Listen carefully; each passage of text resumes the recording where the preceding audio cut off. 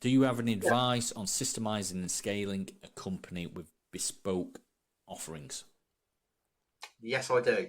And I'm basically about to show you something. So basically, I showed this to Tommy the other week. So the history to it, if you like. So as you know, I'm an accountant. I look after a lot of plumbing and heating businesses up and down the country. Because I look after so many businesses, a lot of them will require resources or documents or I don't know, just like some knowledge from me and my team. So what I've sort of done over the year is I've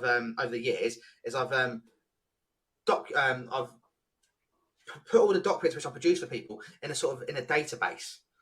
And because I've been building it up over the years, what I've now got is something which I'm calling business in a box, and it's Business in a specific. box.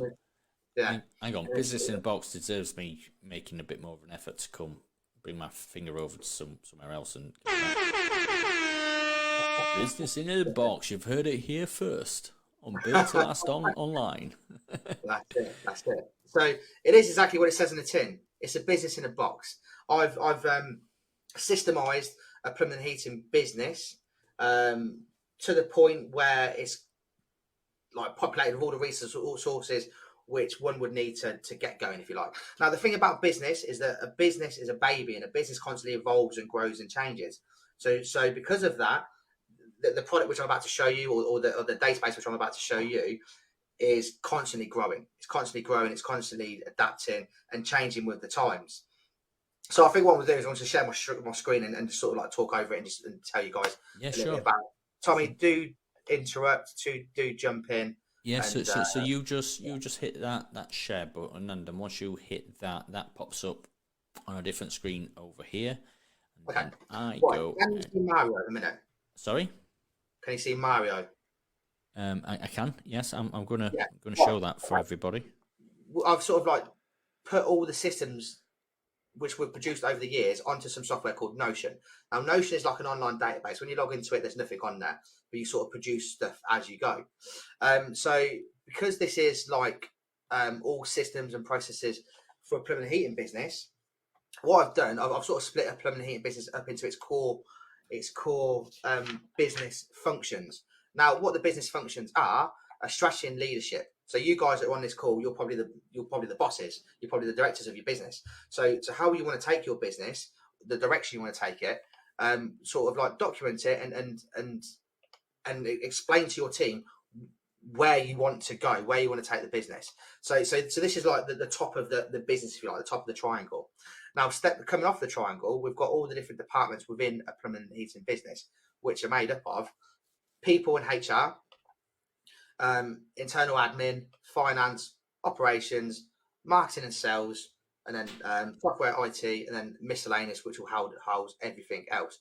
Now, let me just go into each department quickly. So every business will have people in HR if you've got employees. So within the people in HR system, you'll find in there employee checklist, how to fill out a timesheet, how to ask for holidays, an employee handbook, an employee starter checklist, even contracts of employment, which you can literally click on, download the different contracts. We've got some for apprentices, some for standard employment, zero hour contracts, like you name it's on there. One thing which I do need to say is that I'm sort of like producing a database of all the information which I've gathered over the years. I'm no way giving away HR advice or legal advice or anything else like that. All I'm providing is an example of stuff which you can use in your business and take away straight away. So that is the people in HR section.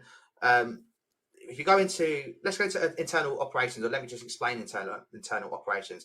Now, this is everything which you do as a business. So this is when you get your hands dirty. You go out and do a boiler. At the end of it, you might have a boiler service checklist or something like that, or an installation checklist. Now, I'm sort of giving you the framework to go away and populate this yourself.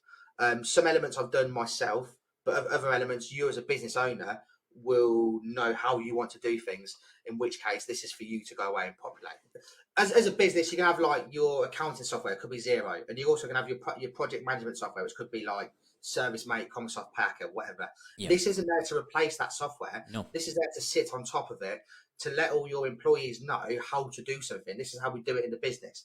I'm sitting in Tommy's office, and he's got a book there called The E-Myth Revisited, Yeah. and also another one called Built to Last. Now, what these books are, sorry, Built so to Built to Sell. Built to Sell. Built to Last has not been written yet. So what these books basically home in is the need for systemization, the need to document something. I always say the reason why I sort of produce this is, and I say it to my team as well, if you're going to do something once, imagine you're going to do it 1,000 times. If you're going to, or if it's going to be done 1,000 times over, and if that's the case, what would you do? You'd flip and document it, but you document it to the best of your ability, so that someone can go away and read what you've documented and follow it and implement it. Now, what this does, it takes away the role. It moves the role of the director or the owner to document his business, so that his employees can then follow that process. So the business owner can step away knowing that it's been looked after by the employees, and they're following the systems and procedures which have been implemented by the owners, by the director.